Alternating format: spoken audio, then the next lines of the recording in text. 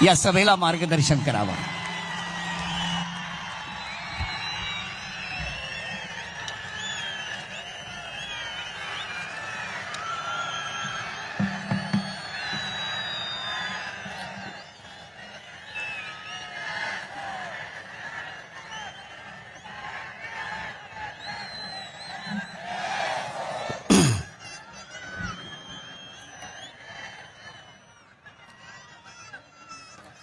व्यासपीठावरती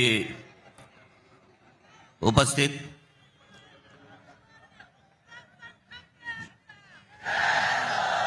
शिवसेनेचे पक्षप्रमुख उद्धव ठाकरे,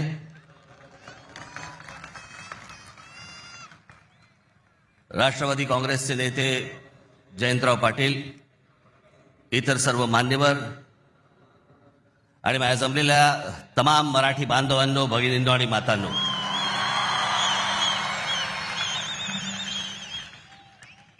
खरं तर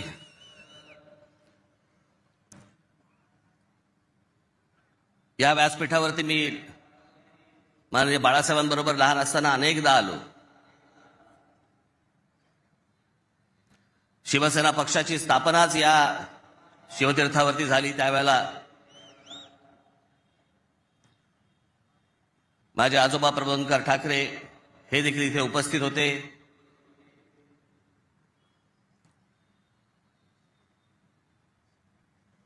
माझे वडील श्रीकांत ठाकरे हे देखील उपस्थित होते।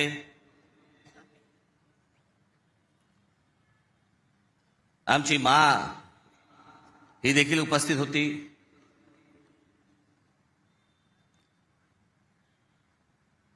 खरं आज या क्षणाला हे दोन भाऊ एकत्र आल्यानंतर आम्ही आज माझे आजोबा प्रबोधनकार ठाकरे, माननीय बाळासाहेब ठाकरे, माझे वडील श्रीकांत ठाकरे आणि आमच्या माँ आज खरं तर इथे हजर असायला पाहिजे होते। हे सगळं चित्र पुन्हा एकदा मराठी बांधवांसाठी, मराठी माणसांसाठी, मुंबईसाठी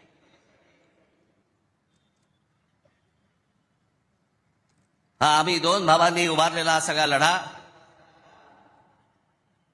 इथे नसले तरी वरून पाहत असतील।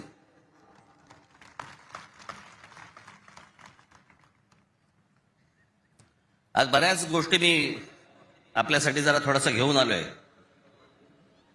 जाताना पोट भरून जा।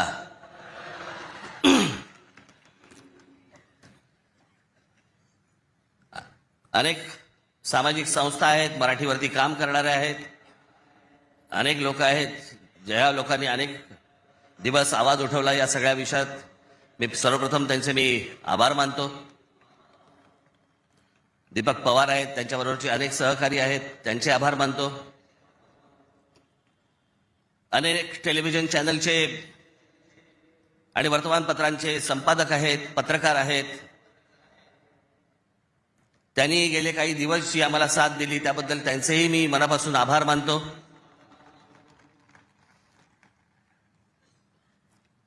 खरं तर मी 20 वर्षानंतर पहिल्यांदा युती करतोय।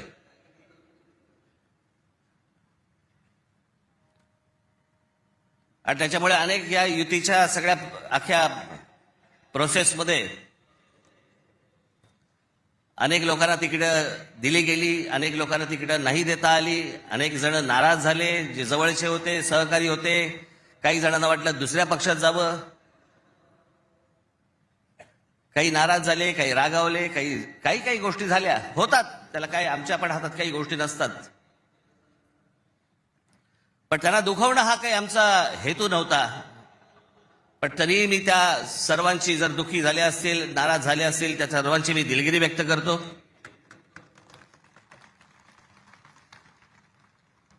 आपलेच आहेत, परत येतील,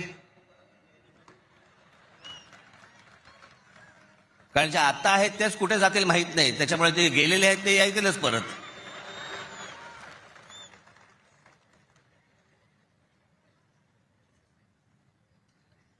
त्याच्यामुळे ह्या सगळ्या गोष्टींमध्ये मी त्यांना समजू शकतो। मुळात मी आणि उद्धव आम्ही दोघे जण एकत्र येण्याचं सगळ्यात महत्वाचं कारण म्हणजे या मुंबईवरती आलेलं संकट. मी गेले अनेक वर्ष या सगळ्या विषयांमध्ये बोलत आलो. गेले अनेक वर्ष मी माझ्या भाषणांमधनं हे सगळे मुद्दे मांडत आलो की कशा प्रकारचा डाव रचला जातोय. आणि मग मध्यंतरी या राज्य सरकारने हिंदी सक्तीचा विषय आणला.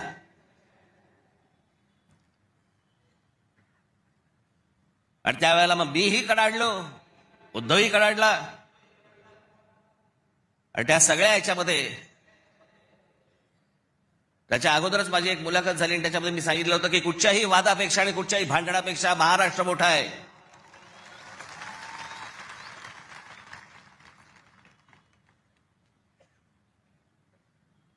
आणि मग तिकडनं ह्या सगळ्या गोष्टींची सुरुवात झाली.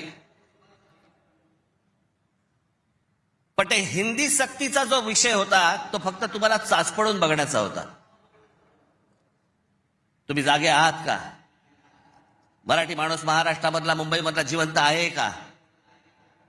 हे फक्त चाचपड नव्हतं तुम्हाला.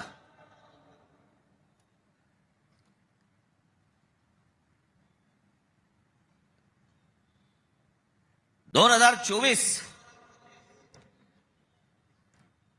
याच्यानंतर या विधानसभा निवडणुकांनंतर या सरकारला काय फेफराला माहित नाही. जे हवं वाटेल ते मनाला काय जे हवं ते करायला लागले. आली कुठून हिंमत?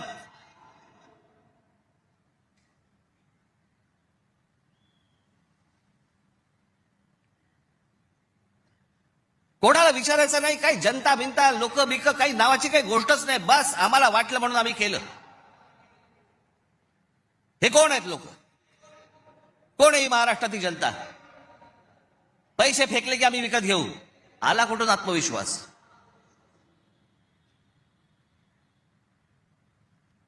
इतकी वर्ष मी आता राजकारण बघतोय. काँग्रेसची लोक सत्तेवरती होती, अनेक लोक सत्तेवरती होते, परंतु ते लोकांना घाबरून असायचे, जनतेला घाबरून असायचे. आता घाबरणं बिबरणं काहीच नाही. गृहीत धरून टाकलं तुम्हाला. कुठून येतात मतं ह्यांच्याकडे, कशी येतात, काय येतात, याचा लढा तर बाकीच्या ठिकाणी सगळ्या ठिकाणी सुरूच आहे. ते बोगस वोटर आणि ते ईव्हीएम मशीन पासून सगळ्या गोष्टी सुरू आहेत. पण ह्याच्यामध्ये सगळ्यात महत्वाची गोष्ट बघा, आता उद्दामपणा कुठपर्यंत गेला यांचा. अकोटमध्ये भाजपने एमआयएमशी युती केली.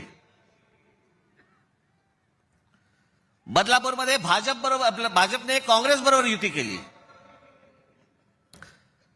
66 जण बिनविरोध निवडून आले. बिनविरोध म्हणजे तिकडच्या मतदारांचा अधिकारच काढून टाकला. ते मतदानच नाही करू शकत. आज 66 आहेत.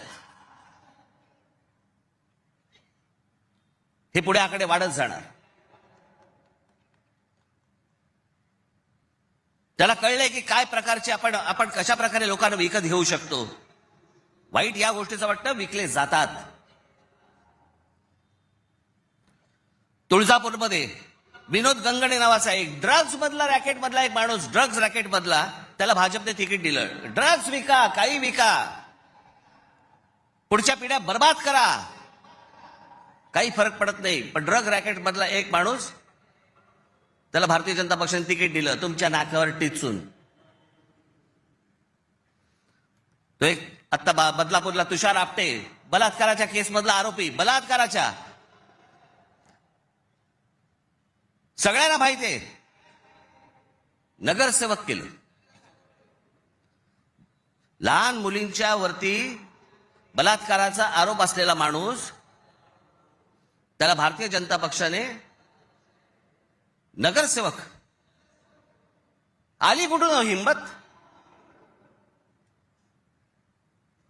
ज्यावेळेला वेडावागड्या पद्धतीने ज्यावेळेला निवडणुका जिंकण्याचं यंत्र किंवा तंत्र हे ज्यावेळेला हस्तगत होतं ना, त्याच वेळेला हा उद्दामपणा येतो, ही मस्ती येते ना, हा माज येतो ना, हा त्याच्यातनं येतो.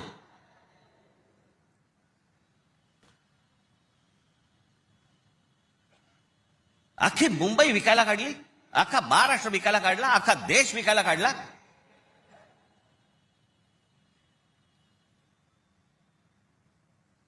आपल्यासमोर काय वाढून ठेवलंय आपल्याला अंदाज पण नाहीये. मी तुम्हाला हे सांगतोय, मला 2024 साली मला एक व्यक्ती भेटली.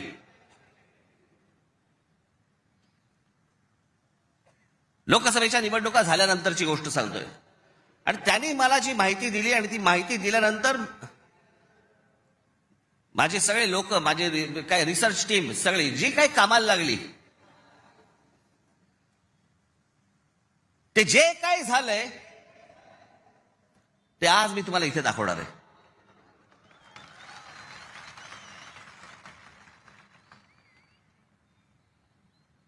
आणि मला असं वाटतं की मी आज जे दाखवणार आहे याच्यानंतर जर समजा आपल्याला भीती नाही वाटली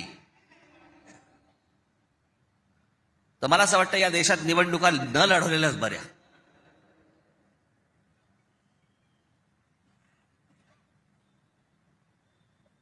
म्हणजे आता साधी गोष्ट, फक्त तुम्हाला 2014 नरेंद्र मोदी पंतप्रधान झाले त्यावेळेला, हे मला आता 24च्या नंतर आता हे पुढे सगळं समजायला लागलं. या गेल्या वर्षी 24 नंतर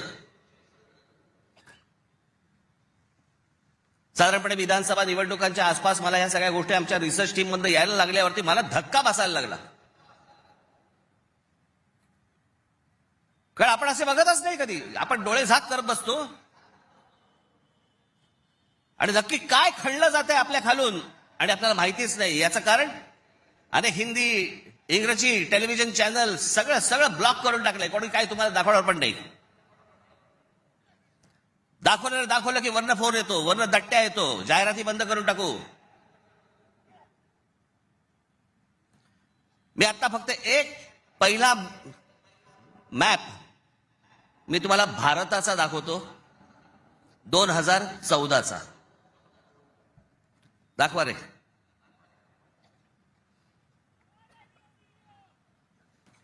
हा आहे 2014चा गौतम अडानी यांचे प्रोजेक्ट्स किती होते हे तुम्हाला दाखवणार आहे. 2014ला पंतप्रधान नरेंद्र मोदी पंतप्रधान व्हायच्या अगोदर गौतम अडानी कुठे होते आणि आता पुढचं फक्त बघत राहा की आता 2024-25ला गौतम अडानी आता कुठे आहेत. फक्त सरकारच्या आशीर्वादाने. आणि तुम्हाला जर नाही धक्का बसला तर मला सांगा जरा, दाखवा.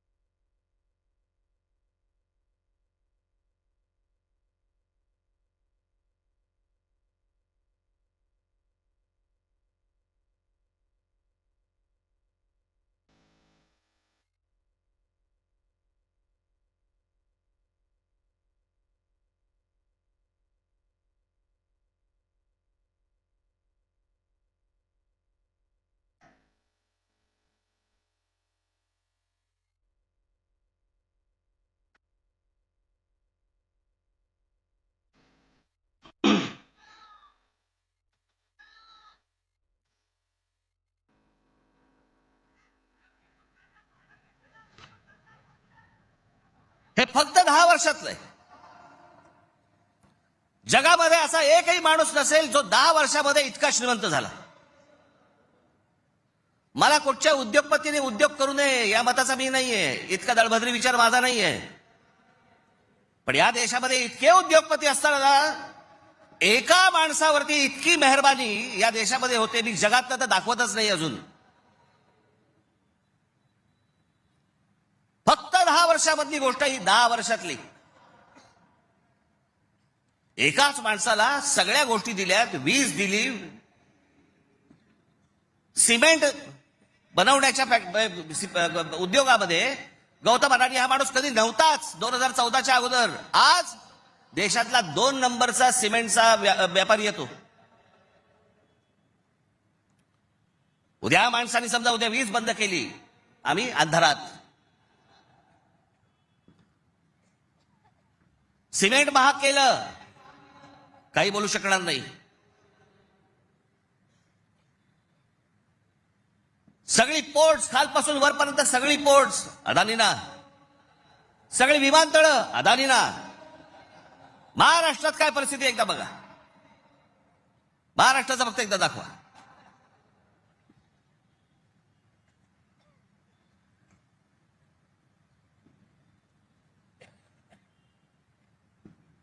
महाराष्ट्रामध्ये फक्त एका ठिकाणी 2014ला फक्त गौतम अडाणी एका ठिकाणी आहेत उद्योग. 2025ला बघा.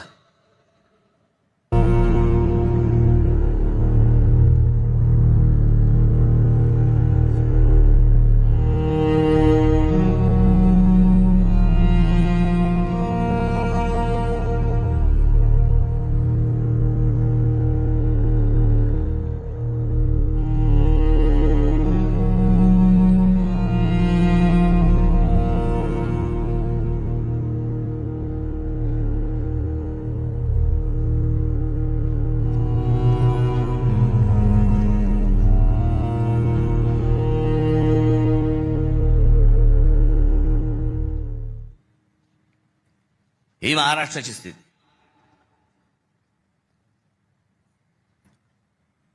आणि मी जे सतत सांगतो ना, हा जो MMR रिजन मुंबई, या मुंबईवरती मी आता फक्त तुम्हाला वाचून दाखवणार आहे. या फक्त MMR रिजन मध्ये काय फक्त केलंय तेवढं फक्त बघून घ्या. मुंबई महानगर क्षेत्रात अदानी 29 जून 2018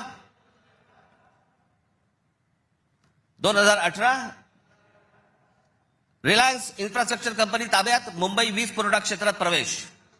एप्रिल 2021 नवी मुंबई विमानतळाच्या कामाला सुरुवात. 2021 मुंबई आंतरराष्ट्रीय विमानतळ ताब्यात. अंधेरी पश्चिम येथील RTOची जमीन अदानी यांना 5,000 कोटींना. ऐरोली इथे डेटा सेंटरसाठी 92 एकर जमीन 1,500 कोटींमध्ये. धारावी पुनर्विकास प्रकल्प अदानींना. महाराष्ट्रात स्मार्ट वीज मीटर बसवण्यासाठी 13,888 कोटींचं कंत्राट. भांडूप कल्याण इथे मीटर्स बसवली जाणार. मुंबई आणि नवी मुंबईत हायर स्केल डेटा सेंटर सुरू करण्यासाठी महाराष्ट्र सरकारशी 50,000 कोटींचा सामंजस्य करार. मेट्रो मोनोरेल यांना अदानींचा वीज पुरवठा. सांताक्रूज आणि विलेपार्ले परिसरात केंद्र सरकारच्या विमानतळ आणि संरक्षण दलाच्या जागांवरती 80,000 झोपडपट्ट्यांचा विकास अदानी करणार. पनवेलमध्ये टॉवर्स सेमी कंडक्टर कंपनी आणि अदानी समूह यांच्या प्रकल्पाला महाराष्ट्र सरकारची मान्यता. $10 अब्ज गुंतवणुकीचा अंदाज. धारावी पुनर्विकास प्रकल्पासाठी देवनारमध्ये 124 एकर जमीन. मुंबई उपनगरातील वाढत्या वीज मागणी पुरवठ्यासाठी वसई खाडीजवळ 209 कांदळवने तोडण्यास मुंबई हायकोर्टाची परवानगी. गौतम अदानी यांची तारापूर अणुऊर्जा प्रकल्पाला भेट. पुढच्या 10 महिन्यात खासगी कंपन्यांना अणुऊर्जा क्षेत्रात घेण्याची परवानगी देणारे विधेयक संसदेत मंजूर. रायगड जिल्ह्यातील आंबा नदीकाठी असलेल्या जेट्टी प्रकल्पासाठी 192 कोटीची गुंतवणूक. पनवेलमध्ये 1,000 एकर्समध्ये 10,000 कोटींचा रहिवासी प्रकल्प. मुंबईला वीज पुरवठा करण्यासाठी 1,660 कोटींचं काम. धारावी पुनर्विकास प्रकल्प बांधणीसाठी मुलुंड येथे 58 एकर जमीन आणि 319 कोटी मिळाले. धारावी पुनर्विकास प्रकल्प बाधितांसाठी कुर्ला मदर डेअरीची 20 एकर जमीन 57 कोटीत मिळाली. 124 एकरचा आणि 36,000 कोटींचा गोरेगाव पश्चिम येथील मोतीलाल नगर पुनर्विकास प्रकल्प अदानींना मिळाला. MIDCने तळोजा येथे 400 एकर नंतर आणखी 159 एकर जमीन दिली. बांद्रे रेक्लेमेशन पुनर्विकास प्रकल्प 24 एकर 30,000 कोटींमध्ये मिळाला. पालघर डहाणू येथे अदानी वीज प्रकल्प. अदानी नवी मुंबईत सेमीकंडक्टर प्रकल्प सुरू करणार. वसई येथील तुंगारेश्वर अभयारण्यातील जमीन अदानी इलेक्ट्रिसिटीला. टिटवाळा, मोहने, आंबिवली शहरात येथील अदानी सिमेंट फॅक्टऱ्या. वाढवण येथे बंदर उभारण्यासाठी अदानी समूह उत्सुक. महाराष्ट्र सरकारशी सामंजस्य करार. वाढवण येथे विमानतळ उभारण्यासाठी अदानी समूह उत्सुक.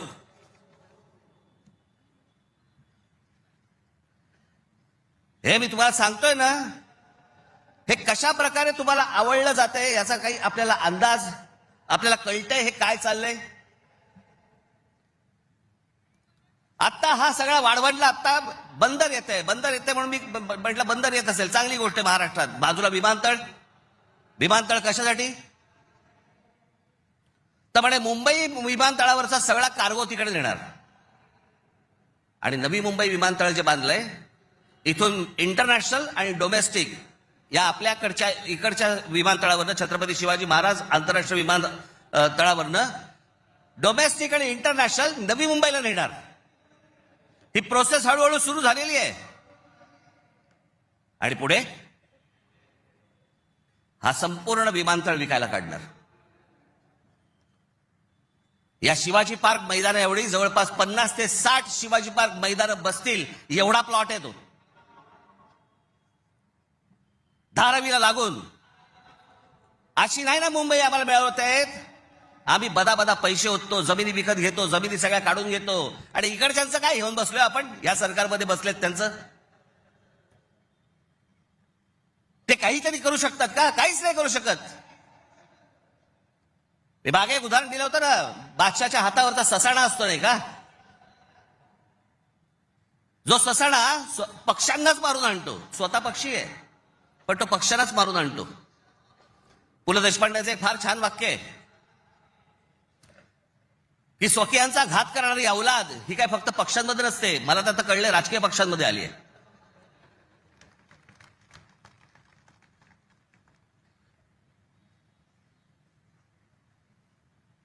डोक्यात गेली सत्ता, डोक्यात. हा जो भूगोल आहे ना, हा भूगोल नीट समजून घ्या.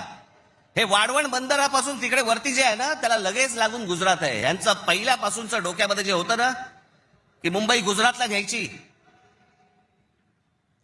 मग मुंबई गुजरातला न्यायची असेल तर काय करायला लागेल? पालघर जिल्हा ताब्यात घ्यायला लागेल, ठाणे जिल्ह्याचा भाग ताब्यात घ्यायला लागेल, या MMR रिजनचा भाग ताब्यात घ्यायला लागेल, तर मुंबईपर्यंत पोहोचता येईल. माणसं पहिली बदा तिकडे टाका, त्यांचे मतदारसंघ फोडा, मराठी माणसांना फोडा, हे मतदारसंघ ताब्यात घ्या आणि त्याच्यानंतर सांगा अरे खासदार तर आमचाच, आमदार तर आमचाच, नगरसेवक पण आमचाच, महानगरपालिकाही आमच्या हातात. हे सगळं करून मुंबई गुजरातला कशी जोडता येईल याच्यासाठीचे हे सगळे लॉंग टर्म प्लॅन सगळे सुरू आहेत. आणि आम्ही बेसावत. आमच्यामध्ये जातीपातीमध्ये भांडणं लावली जात आहेत. हा मराठा, हा ओबीसी, हा अजून कोणी.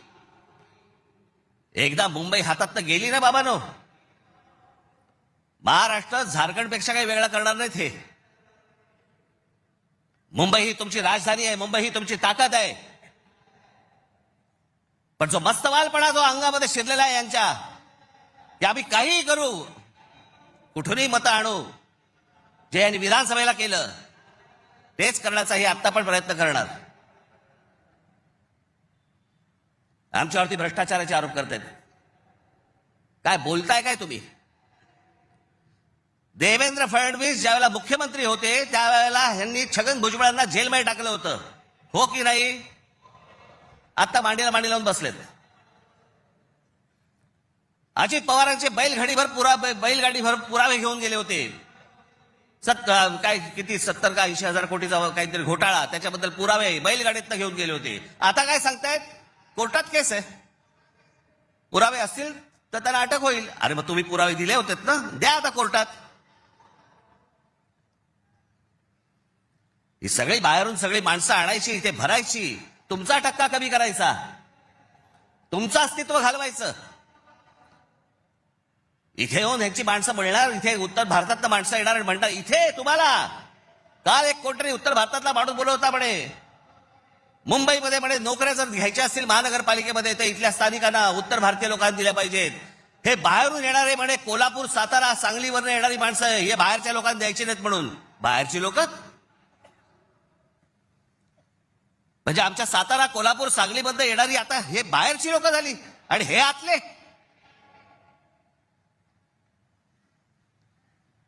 कृपाशंकर सिंग सारखा माणूस यांचा नेता भारतीय जनता पक्षाचा, तो म्हणतो काय, उत्तर भारतीय महापौर करू, महापौर करू. यांची हिंमत कशी होती हो बोलायची? आपण जाऊन बोलू शकतो का तिकडे?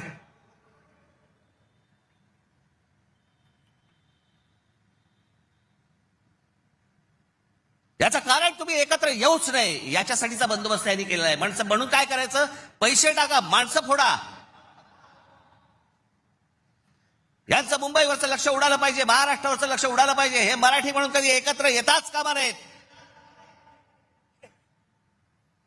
आणि मग आपल्याला जे साध्य करायचंय,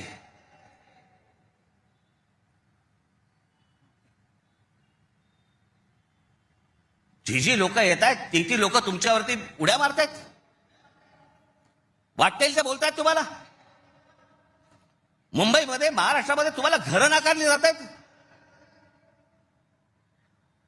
काल परवाकडे कोणतरी एक तामिळनाडूमधून रसमलाई आली होती.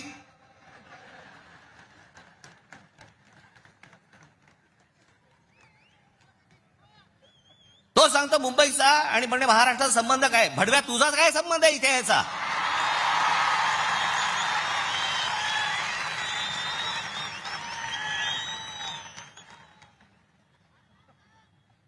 यांच्यासाठीच माननीय बाळासाहेब बोलले होते, हटाव लुंगी आणि बजाव पुंगी. आज अनेक दाक्षिणात्य इथे राहत आहेत, अनेक जैन मारवाडी इथे राहत आहेत, आनंदाने राहत आहेत. पण कसं भडकवलं जाते बघा तुम्हाला कबुतरांच्या नावाने. कबूतर राहिली बाजूला, पण हे सत्ताधारी जे फडफडत आहेत ना, हा त्यांचा प्रश्न आहे. काल परवाची गोष्ट, इथे मुंबईमध्ये जैन मराठी वादावरती पडदा टाकण्यासाठी म्हणून एक बैठक झाली. ही बातमी फक्त नवाकाळला आली.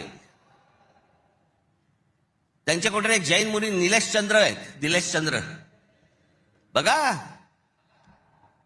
ते जैन मुली निलेश चंद्र काय सांगतायत, तर कबुतरे खाणे आणि मांसावरून मराठी जैन समाजात पेटलेला वाद मिटवण्याची जबाबदारी मुख्यमंत्री देवेंद्र फडणवीस यांनी भाजपा मंत्री मंगल प्रभात लोढा यांना दिली.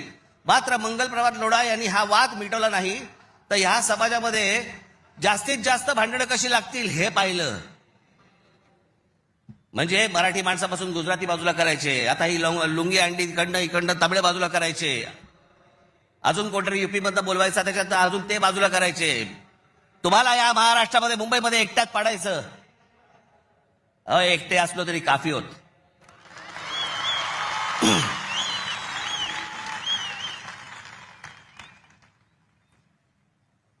नको त्या वादात जाऊ नका. आमच्या यांच्या गुजरातमधनं बिहारी लोकांना ज्यावेळेला हाकलवले त्याच्या बातम्या नाही होत.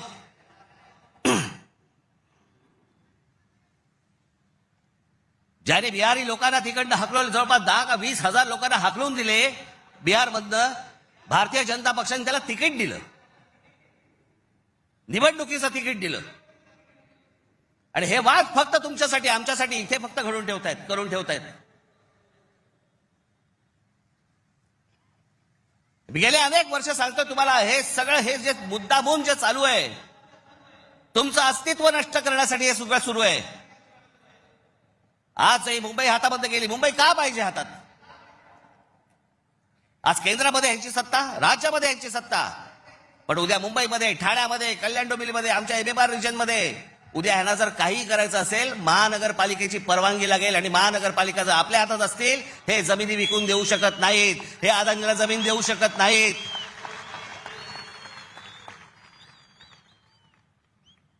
ही गोष्ट ते करूच शकत नाहीत. हा धोका काय होता ना बाबांनो, मी फक्त वेळ कमी आहे, परंतु मी आपल्याला एक धोका, हा किती वर्षांपूर्वी आमच्या बाबासाहेब आंबेडकरांनी, आमच्या बाबासाहेबांनी मांडलेला तुम्हाला फक्त एक गोष्ट वाचून दाखवतो, जी मी 2008 ला वाचून दाखवली होती. बाबासाहेबांनी काय त्यावेळेला मांडलं होतं हे तुम्हाला आज कळेल. मी काय सांगतोय तुम्हाला ते. उत्तर प्रदेश आणि बिहार यांच्यासारखी राज्य निर्माण करून हे बघा, हे पुस्तक आहे भाषिक राज्य पुनर्रचना मीमांसा. आपल्याला कुठे मिळालं तर आपण जरूर वाचा.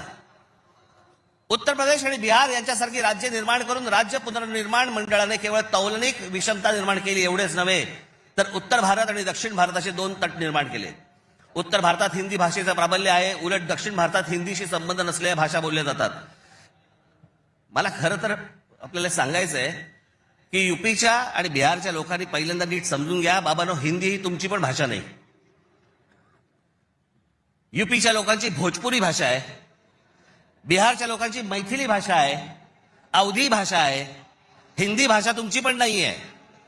माझा कुठच्या भाषेवर राग नाही, परंतु तुम्ही आमच्यावरती लादणार असाल तर लाथच मारू. हिंदी भाषिकांची संख्या किती मोठी आहे याची बहुतेक कोणालाही दखल नाही. भारताच्या एकूण लोकसंख्येच्या 48% लोकसंख्या ही हिंदी भाषिक म्हणजे त्या भागाची आहे. माझ्याकडे घटना निर्मितीचे काम होते त्यावेळी एक गुपित घटना मी नमूद करू इच्छितो. अर्थात गुपित भंगाचा आरोप माझ्यावरती येणार नाही अशी अपेक्षा आहे. काँग्रेस पक्षाच्या एका बैठकीतील हे गुपित आहे. हिंदी ही राष्ट्रभाषा म्हणून स्वीकारण्यासंबंधी ही चर्चा होती. घटनेचे 115वे कलम राष्ट्रभाषेसंबंधी आहे. या कलमावरती जेवढी गरमागरम चर्चा व्हायला झाली तेवढी इतर कोणत्याही कलमावरती झाली नाही. प्रदीर्घ चर्चेनंतर हे कलम माताच टाकले आणि काय आश्चर्य, 78 विरुद्ध 78 असे मतदान झाले. कुठलाच निर्णय घेणे शक्य झाले नाही. या वस्तुस्थितीमुळे दक्षिण भारताचा उत्तर भारतावरती किती कटाक्ष आहे हे तुमच्या लक्षात येईल. उत्तर भारत संलग्न झाला आणि दक्षिण भारत विच्छिन्न राहिला आणि राजकारणात हिंदी व उत्तर भारताचे वर्चस्व असेच चालू राहिले तर परस्पर द्वेषभाव निर्माण झाला नाही तरच नवल. केंद्रीय सरकारात एका राज्याला दुसऱ्या राज्यावरती अशा आगंतुकपणे वर्चस्व चालू देणे धोक्याचे आहे. घटक राज्ये समतोलाची राखण्यास केंद्रीय शासनामध्ये काही तरतूद नसल्यामुळे नवनिर्मित बिजोड राज्यांमुळे 5 प्रदेशांखेरीज इतर राज्यात अविश्वास आणि असंतोष निर्माण होईल. सध्याच्या केंद्रीय शासन पद्धतीमुळे भारताच्या राजकारणात उत्तर प्रदेश इतर राज्याहून प्रबळ ठरेल ही भीती केवळ दक्षिण भारतीयांचीच नसून पंजाब, बंगाल व इतर राज्यांनी व्यक्त केलेली आहे आणि ही भीती निराधार आहे असे कोणीही छातीरोखपणे सांगू शकत नाही. या भीतीचे निराकरण केले नाही आणि आता विशेष उपाययोजना केली नाही तर ही भीती राष्ट्रीय ऐक्यास घातक ठरल्याशिवाय राहणार नाही हे सत्य कोणी लपवून शकत नाही. आमच्या परमपूज्य डॉक्टर बाबासाहेब आंबेडकरांनी तेव्हा लिहून ठेवलंय की हे किती घातक आहे ते. हे काय चाल चालू आहे तुमच्या विरोधात, हे काय प्रकारचं षडयंत्र सुरू आहे. जो इतका बलवान महाराष्ट्र, इतका सुसंस्कृत महाराष्ट्र, या देशाला दिशा दाखवणारा महाराष्ट्र, सगळ्या बाजूनी संपन्न असा महाराष्ट्र, हे सगळ्या बाजूनी येत आहेत आणि महाराष्ट्र आणि तुम्हाला फक्त इथे तुमचे चावे घेत आहेत. तुम्हाला उद्ध्वस्त करायचं आहे ना, उठा या जमिनीवरनं, निघा इथून, आम्ही घेत आहोत. काल परवाकडेच मी एका चॅनलला सांगितलं, हिरे असतात, मोती असतात, सोनं असतं, चांदी असते, अजून काही मौल्यवान गोष्टी असतात, फक्त जमीन या एकाच गोष्टीला रिअल इस्टेट म्हणतात, खरी संपत्ती. दुसऱ्या कोणत्याही गोष्टीला रिअल इस्टेट म्हटलेलं नाहीये, फक्त जमिनीला रिअल इस्टेट म्हटलंय. कारण ती तुमची संपत्ती आहे. तुमच्या पायाखालची जमीन आणि तुमची भाषा ही मेली की तुमचं अस्तित्व संपलं, तुम्ही कोणी नाही आहात. जगात अनेक देश, अनेक लोक हे भाषा संपली, देश गेला, जमीन गेली म्हणून संपले. हाच डाव त्यांचा आहे. वेगवेगळ्या मार्गाने येत आहेत आणि वेगवेगळ्या मार्गाने तुमच्यावरती आक्रमण करतायत आणि तुम्हाला सांगतायत निघून जा इथनं. संयुक्त महाराष्ट्राच्या वेळेला देखील विरोध करणारे या मुंबईमधले अनेक धनिकच होते, गुजराती होते पण धनिक होते. आज पण तेच चालू. आणि आज हे संकट त्यावेळेला तर इतकं नव्हतं, पण आज खरं तर तुमच्या उंबरठ्यावरून वरती येऊन उभं आहे. कधी तुमच्या दरवाजावरती टकटक होईल तुम्हाला पण कळणार नाही, कधी तुम्हाला इथनं बाहेर काढतील तुम्हाला कळणार पण नाही. आज मुंबई, उद्या ठाणा, कल्याण डोंबिवली, सगळे सगळे भाव, उद्या पुणा, नाशिक, जे जे चांगलं आहे, आज कोकणपट्टी अख्खी रिकामी करतायत. जमिनीच्या जमिनी विकत घेतल्या जात आहेत. मी त्यावेळेला त्या बुलेट ट्रेनला विरोध केला होता, आजही माझा विरोधच आहे. कुठे चालली आहे बुलेट ट्रेन? बुलेट ट्रेन फक्त बघा, ही बुलेट ट्रेनचं स्टेशन, शेवटचं स्टेशन गुजरातमध्ये चाललंय, जिकडे गिफ्ट सिटी उभी केली आहे. Gift city Ahmedabad bullet train station पासून 90 किलोमीटरवर ढोलेरा नावाचं एक पूर्ण नवीन शहर बसवलं जातंय. ढोलेरा नावाचं एक पूर्ण नवीन, हे शहर 903 स्क्वेअर किलोमीटरचं आहे, म्हणजे मुंबईपेक्षा 1.5 मोठं. आणि तिथे वेदांत आणि फॉक्सकॉनची 1.5 लाख करोडची सेमी कंडक्टर प्रोजेक्ट्स येत आहेत. अहो, आपल्याला समजत पण नाही हे काय चालू आहेत नक्की, यांचे कुठून रूळ चालले आहेत आणि कुठून गाड्या चालल्या आहेत आणि कुठून यांचे मार्ग सुरू आहेत आणि काय घेऊन जायचंय ह्यांना आणि काय आणायचंय, इथे काय भरायचंय. एकदा जाऊन बघा हो, वसई विरार पासून सगळ्या गोष्टी बघा, कसे भर देतात, कसे भर देत आहेत. तुम्हाला घरं नाकारणार, ह्यांना सगळ्यांना घरं मिळणार. तिकडनं बाहेरच्या राज्यातनं गुजरातमध्ये येणार, ह्यांना घरं मिळणार, तुम्हाला नाकारणार. अहो, तुम्हीच नसाल, तुमचंच अस्तित्व नसेल, काय चाटाची आहे महानगरपालिका.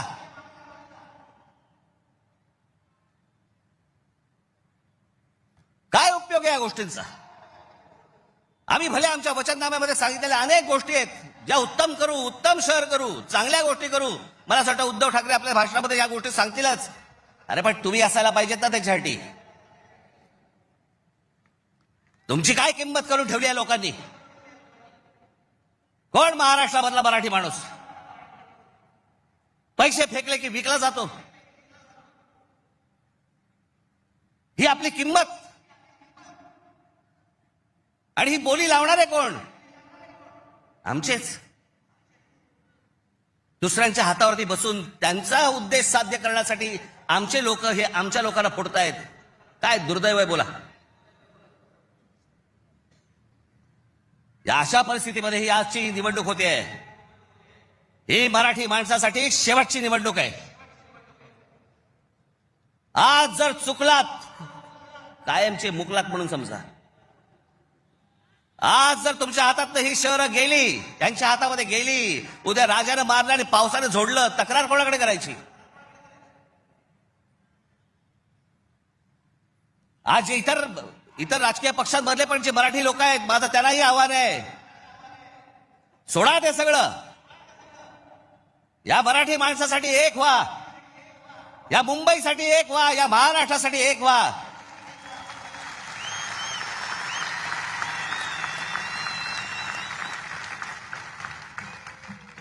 ज्या इतक्या वर्षांच्या परंपरेने, इतक्या लोकांच्या तपश्चर्याने ही मुंबई महाराष्ट्राला मिळाली. 107 आमचे हुतात्मे गेले. उद्या मुंबई गेली तर त्या पुतळ्यानंतर काय अर्थ उरतो? आणि पुतळे काय म्हणतील ते? आमचा मराठी माणूस बेसावध राहिला आणि म्हणून आम्ही मिळवलेली मुंबई आम्हाला गमवावी लागली.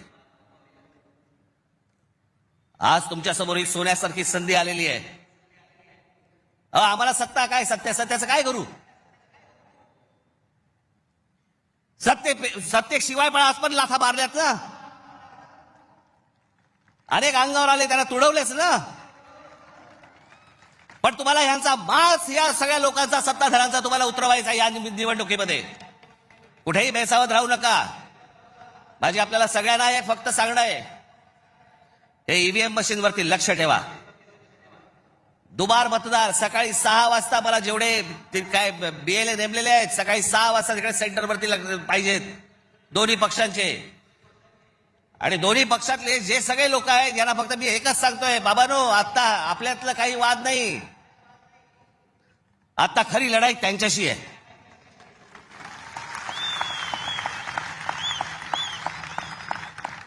आपण भांडत राहावं हेच त्यांना पाहिजे. त्यांना जे हवं ते आपण नाही द्यायचंय. आपल्याला जे हवंय तेच आपण केलं पाहिजे.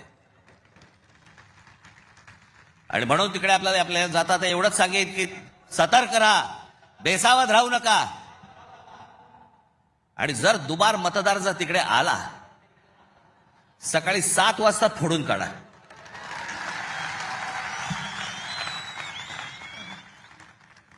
ही मुंबई राहावी, हे महाराष्ट्र राहावं, राज्य राहावं, हे मराठी माणसाच्या हातात राहावं, तुमच्या हक्काचं असावं, तुमचंच आहे ते.